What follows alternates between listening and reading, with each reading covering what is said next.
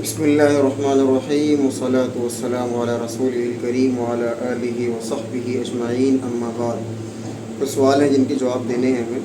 تو ایک سوال یہ ہے کہ کہتے ہیں کہ اگر انجانے میں کسی سے کوئی جھٹکے والا گوشت کھا لیا تو کیا ہوگا حضرت؟ جی، صفق بہرائچ سے۔ بھائی حلال طریقے سے کھانا اسلام میں ہے، اس کے علاوہ جو طریقہ ہے جھٹکے والا حرام طریقہ وہ ناجائز ہے۔ تو اگر کھا لیا ہے تو پھر آپ تو اس کو اگل نہیں سکتے، آپ توبہ استغفار کریں، کچھ صدقہ بھی کر دیں تو انشاءاللہ ٹھیک ہو جائے گا۔ باقی کھانے سے پہلے تحقیق کیا کریں، ہر کہیں نہیں کھایا جاتا۔ آپ کو پتہ ہونا چاہیے کہ جہاں سے ہم کھا رہے ہیں وہ معاملہ حلال ہے یا حرام ہے، کمائی کا بھی اور اسی طریقے سے گوشت کا بھی، کہ ذبح کرنے کا جو طریقہ ہے وہ کیا کسی مسلمان نے ذبح کیا یا نہیں ذبح کیا۔ قرآن صاف کہتا ہے کہ وما اہل بہ لغیر اللہ، کہ تم اس چیز کو مت کھاؤ، تمہارے لیے وہ حلال نہیں ہے جو اللہ کے غیر کے نام پر جو ذبح کیا جائے۔ اسی طریقے سے اور بھی کوئی طریقہ ہو تو کھانے پینے میں احتیاط کرنی چاہیے۔ بہرحال اگر کھا لیا ہے تو اس میں آپ توبہ کریں، استغفار کریں۔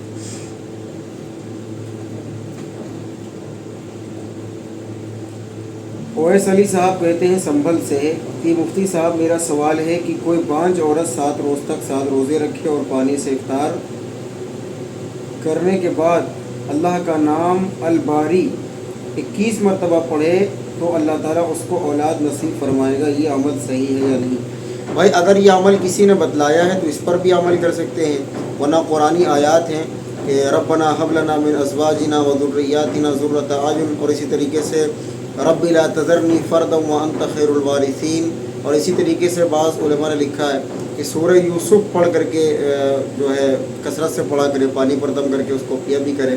اور سب سے پہلی بات اس میں یہ ہے کہ سب سے پہلے چیک اپ کروانا چاہیے آپ کو، مرد و عورت کا چیک اپ کروائیں، کمی کس میں ہے پھر ان کا علاج کریں، اس کے بعد پھر یہ دعا اور اذکار بھی کریں، رب لا تذرنی فردا وانت خیر الوارثین۔ اس طرح کی قرآنی دعائیں ہیں جو آپ پڑھیں گے تو انشاءاللہ اس طرح کے جو معاملات ہیں ان سے نجات ملے گی اور اولاد انشاءاللہ پیدا ہوگی۔ تو سب سے پہلے علاج ضروری ہے، اس کے بعد دعا بھی کرتے رہیں۔ سوال پوچھتے ہیں کہ گلف کنٹریز میں چندہ کرنا بند ہے، پھر بھی انڈیا بنگلہ دیش سے لوگ آتے ہیں مسجد اور مدرسے کے چندے کے لیے اور رسید بھی لاتے ہیں، کیا یہ صحیح ہے کہ جس کنٹری میں چندہ کرنا منع ہے وہاں چندہ کریں؟ بھائی اگر کہیں کنٹری میں چندہ کرنا منع ہے تو وہاں چندہ نہیں کرنا چاہیے۔ اس کی وجہ یہ ہے کہ پھر اگر آپ پکڑے گئے تو پھر جیل ہوگی وغیرہ وغیرہ۔ تو ایک تو شریعت میں کسی چیز کا منع ہونا، دوسرے قانوناً کسی چیز کا منع ہونا۔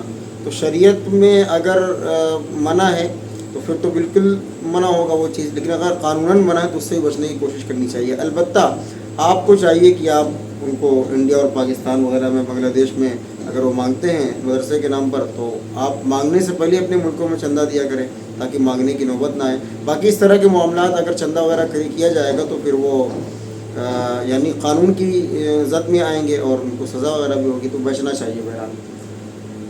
باقی چندہ اگر دیں گے تو گناہ نہیں پڑے گا۔ قربانی کے موقع پر بچوں کا عقیقہ کرنا کیسا ہے، جائز ہے؟ ابراہیم خطری گو گاوا ضلع خرگون مدھیہ پردیش سے کہتے ہیں سجدہ شکر کرنا کیسا ہے، جائز ہے؟ سجدہ شکر کرنے کے لیے قبلہ رخ ہونا ضروری ہے؟ جی ہاں ضروری ہے۔ سجدہ شکر کرنا ہو اور پتہ نہیں ہو کہ قبلہ رخ کدھر ہے تو کیا کریں؟ آپ کو نماز پڑھنی ہو، پتہ نہیں ہو کہ قبلہ رخ کدھر ہے تو کدھر پڑھیں گے؟ تو جو مسئلہ وہاں ہے وہی مسئلہ یہاں ہے۔ سجدہ شکر جائز ہے یا نہیں جائز ہے؟ تو اس پر علماء کی 2 رائے ہے۔ تو سجدہ شکر سے بہتر ہے نماز نفل پڑھ کے شکرانہ ادا کیا جائے۔ سجدہ شکر بھی جائز ہے، کر سکتے ہیں، تو اس کے لیے وہی شرائط ہے جو نماز کے لیے، یعنی وضو بھی ہو، قبلہ رخ بھی ہو وغیرہ وغیرہ، طہارت بھی ہو۔ سوال ہے گلف کنٹریز میں لوگ ہنڈی کا کام کرتے ہیں، کیا یہ جائز ہے یا حرام؟ بھائی اس میں پیسے غالباً دیے جاتے ہیں اور پھر اس میں کچھ جو ہے پیسے وغیرہ لیے بھی جاتے ہیں کہ ہم تمہیں 1 لاکھ دیں گے یا آپ ہم کو 1,10,000 دیں گے، تو اس طرح کی شکلیں بہرحال۔ تو اس میں ایک یہ ہے کہ پہلے سے اگر مدت طے ہو اور اس میں جو ہے انسان محنت بھی کرے، یعنی پیسے کا لین دین پہنچانا، پھر اس کی جد و جہد، تو اگر اس طرح کی شکل ہے تب تو جائز ہے، لیکن اگر قانوناً منع ہے تو پھر یہ جائز نہیں ہوگا۔ فجر کی 2 رکعات سنت پڑھنے کا وقت نہ ملے اور جماعت کے ساتھ شریک ہو جائے تو کیا سنت پڑھنی پڑتی ہے بعد میں؟ فرض نہیں ہے، سنت اگر چھوٹ گئی ہے تو بعد میں زوال سے پہلے تک پڑھ سکتے ہیں فجر کی صرف۔ टी शर्ट में नमाज होती है और ना टी शर्ट में नमाज नहीं होती और ना ही नमाज का सवाब मिलता है। कहते हैं कि किसी साहब ने कहा है कि टी शर्ट में नमाज नहीं मिलती, ना ही नमाज का सवाब मिलता। भाई ये गलत बात है, टी शर्ट में नमाज हो जाती है। अलबत्ता पूरे कपड़े पहन कर पढ़ेंगे तो और ज़्यादा बात अच्छी होगी। खुदू ज़ीनतकुम इंद कुल्ली मस्जिद, नमाज के वक्त में ज़ीनत इख्तियार करो। तो फुल हो ठीक है, हाफ है तब भी नमाज हो जाएगी। सवाब में बहरहाल कुछ ना कुछ कमी होगी, इसलिए कि जितना ज़ीनत ख़त्म होती जाएगी नमाज की, नमाज का सवाब घटता जाएगा। मसलन हाफ आस्तीन पहन लिया, बाजू खुला पहन लिया, बगैर टोपी के पहन लिया, बनियान में नमाज़ पढ़ लिया, तो इस तरह की चीज़ें हैं। तो जितना अच्छा सच कर संवर करके नमाज़ पढ़ सकते हो उतनी अच्छी पढ़ें। बाकी टी शर्ट में भी नमाज हो जाती है, कोई हरज की बात नहीं है। और कोई सवाल किसी का? चले भाई, सवालात तो तकरीबन, हाँ एक सवाल और भी है। एक सवाल ये है कि जो नेता मुसलमानों के ख़िलाफ़ बोलते हैं, मतलब बहुत से नेता बोलते रहते हैं, तो क्या शरीयत के हिसाब से उनको वोट देना या उसकी पार्टी के वोट देना सही है? भाई अगर खुल्ला तौर पर बगावत करता है वो कि हम मुसलमानों को रहने नहीं देंगे, जीने नहीं देंगे, तो फिर उसको वोट क्यों देंगे? आप जब आपको मारने की बात कर रहे हो तो उसको सपोर्ट क्यों कर रहे हैं? अलबत्ता दो बातें हों, दो दुश्मन हों, तो उनमें से अगर एक दुश्मन को हराने की वजह से उससे बड़ा दुश्मन फतेहयाब होगा और वो ज़्यादा जुल्म सितम ढाएगा, तो उस जुल्म सितम से बचने के लिए छोटे बड़े दुश्मन को सपोर्ट करना जायज़ हो सकता है। तो इस तरह की शक्ल तो जायज़ है, लेकिन अगर कोई खुल्ला बगावत करता हो और उसके अलावा कोई चारा भी ना हो, फिर तो भाई जायज़ नहीं होगा, चूँकि यार मुसलमानों की जानो माल की हिफाजत करना हम सबकी ज़िम्मेदारी है। बहरहाल अस्सलामु अलैकुम वरहमतुल्लाहि वबरकातुहू। वो कहते हैं कि अगर उससे मैं बीवी को 3 बार तलाक दिया तो क्या तलाक हो जाएगी? अगर तलाक हो गई तो फिर दोबारा निकाह के लिए क्या प्रोसेस रहेगा? भाई अगर बीवी को 3 तलाक दिया है, गुस्से में दिया है, प्यार से दिया है, मोहब्बत से दिया है, तलाक होती है। कभी कोई मोहब्बत में तलाक नहीं देता, उनको अपने पास बिठा करके बोसा वोसा लेकर कहे बेगम मैं तुमसे बहुत मोहब्बत करता हूँ, मैं तुमको बहुत चाहता हूँ, तुम बहुत अच्छी हो, तुम्हें 3 तलाक, इस तरह तो तलाक को नहीं देता ना। तलाक तो गुस्से में दी जाती है, तो गुस्से में तलाक देंगे तो तलाक हो जाएगी। 3 तलाक देंगे 3 तलाक होगी, 2 देंगे 2 होगी, 1 होगी, 1 देंगे 1 होगी, एक ही मजलिस में देंगे तब भी होगी, अलग अलग मजालिस में देंगे तब भी होगी। तो 3 तलाक के बाद वापसी का कोई रास्ता नहीं होता पहले शौहर के लिए। फ़इन तल्लक़हा फ़ला तहिल्लु लहू मिन बादु हत्ता तनकिहा ज़ौजन गैरा।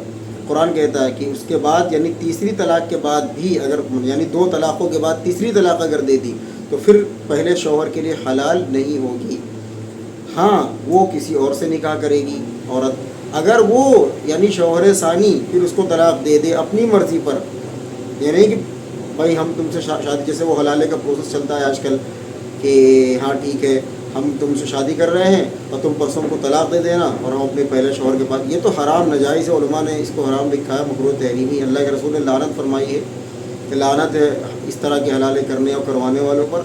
तो ये शक्ल तो फिर ठीक नहीं है। लेकिन एक है कि तलाक दे दिया हमने, हमारी यानी साबिक़ा ज़ौजा ने किसी और से निकाह कर लिया, कल कदार कभी इन फ्यूचर वो तलाक दे देता है अपनी मर्ज़ी से, तो फिर पहले शौहर के लिए हलाल हो जाएगी। या फिर वो तलाक ना दे तो कम से कम उसका इंतकाल हो जाए, तो इंतकाल होने के बाद जब मुद्दत गुजर जाए तो फिर यानी पहले शौहर के लिए हलाल हो जाती है। 3 तलाक के बाद शौहर के लिए हलाल होना डायरेक्टली, ये इसका कोई जवाज़ नहीं है। कुरान कहता है कि कोई ताल्लुक़ ही नहीं है उसका कि इसका निकाह उससे हो जाए दोबारा, तो नहीं हो सकता, दूसरे से निकाह करेगी।